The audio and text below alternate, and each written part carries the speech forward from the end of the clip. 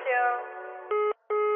Sen gelemezsen bana, bezirem ben artık, değişmişem ömremi, gedirem ben artık. Sen gelemezsen bana, bezirem ben artık, değişmişem ömremi, gedirem ben artık. Seçiliyoruz ceskisen, ona mehman oldum, yalansızam söyledin, bana düşman oldum. Özüm dediğin ayrıla, niye düşman oldun, usanmışsan tanrından, bilirem ben artık.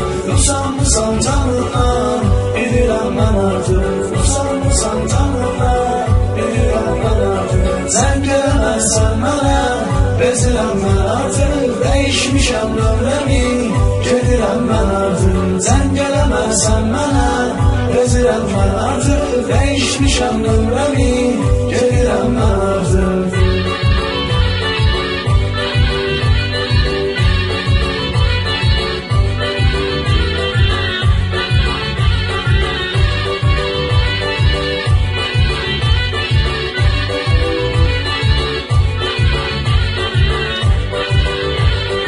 Düşünmesen gitmişsen, çekilen dersleri, hardasansa orada kal, kal etme hiç geri.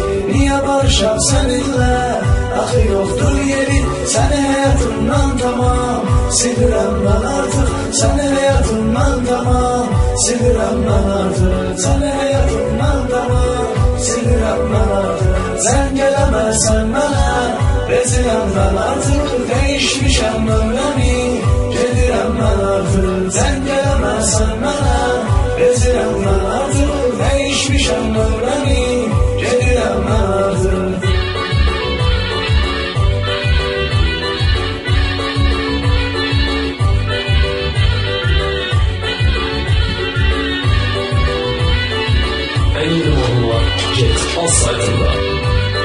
Ekskluzif olarak Kork.az sayfasında.